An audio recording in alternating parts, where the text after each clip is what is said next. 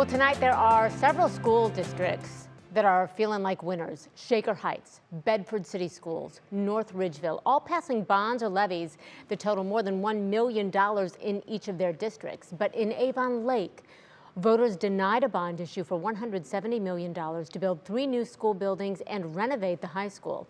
3 News education station reporter Danielle Wiggins went to Avon Lake to see what does this mean? What is next for the families in the district there?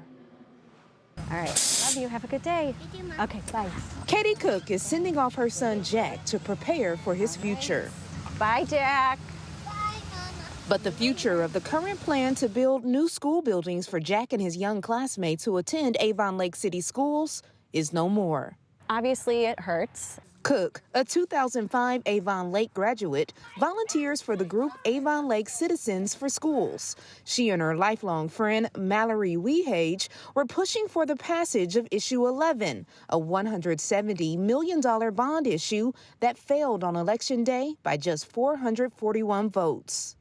It's hard to go to other districts and see the opportunities that their students have based on the physical facilities and then seeing ours. The school where my children attend, my grandparents went to elementary school there when it first opened in the 50s, and it really just needs some more. Avon Lake Superintendent Joelle Magyar says she's disappointed the bond issue to build 3 new schools and renovate the high school failed, but she's energized to figure out the district's next steps. We will be meeting with our board to determine what those next steps would be, and just kind of assess where we are with the community right now, maybe engage the community and have some understanding as to what some of those roadblocks are before we might consider putting it on the ballot again.